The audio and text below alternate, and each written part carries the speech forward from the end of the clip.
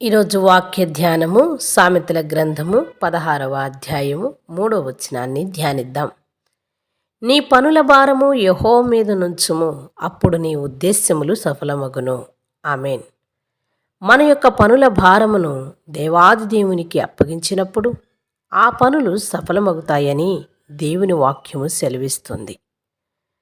మనము అదే విధంగా చూస్తే కీర్తనల గ్రంథము 37వ అధ్యాయము 5వ వచనములో ఇలా ఉంది: నీ మార్గమును యెహోవాకు అప్పగింపము, నీవు ఆయన్ను నమ్ముకునుము, ఆయన నీ కార్యములు నెరవేర్చును.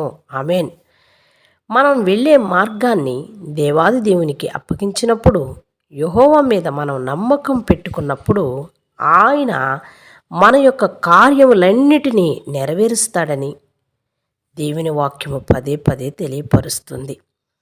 ప్రియ సహోదరుడా, సహోదరి, అదేవిధంగా పిలిపిలి రాసిన పత్రిక 4వ అధ్యాయము 6-7 వచనాలు చూస్తే ఇలా సూచిస్తున్నాయి: ఏ విషయము గురించి మనం ఆందోళన పడవద్దని, ప్రతి విషయములోనూ మనం ప్రార్థన చేయాలని, అభ్యర్థనలు చేయాలని, విన్నపాలు చేయాలని తెలియజేస్తూ, మరి ముఖ్యంగా మీరు ప్రతి విషయానికి మీరు కృతజ్ఞతలు చెప్పేవారిగా ఉండండి అని సూచిస్తుంది.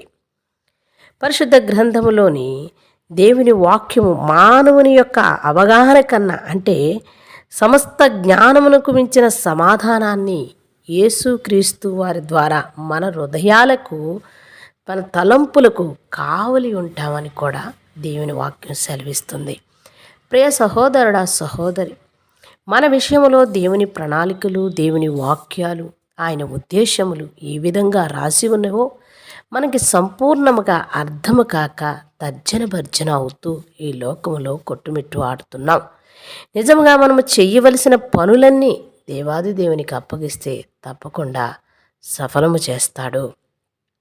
తప్పకుండా మన భారాన్ని ఆయన పైన ఉంచి ఆయన్ని అభ్యర్థించేవారిగా, ఆయనకు వినపము చేసుకునేవారిగా, ఆయనకి కృతజ్ఞతలు చెప్పేవారిగా ఉండాలని కోరుకుందామా? చిన్న ప్రార్థన చేసుకుందాం. మహాపరిశుద్ధుడా, మిక్కిలిగా మమ్ము ప్రేమించే మా పరలోకపు తండ్రి, మీ దివ్యమైన పాదములకు కృతజ్ఞతాస్తోత్రములు. నాయన, మా యొక్క పనుల భారములు నీవై ఉన్నవి నాయన. మా మార్గములు నీకే అప్పగించుకొని ఉన్నాము నాయన. ప్రతి విషయములోనూ మేము విజ్ఞాపనలు నాయన, ఆ ప్రార్థనలు, కృతజ్ఞతలు చెప్పేవారిగా ఉండుటకు సహాయం దయచేయండి.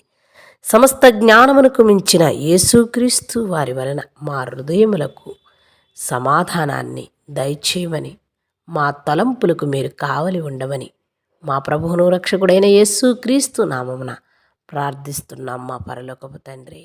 ఆమేన్.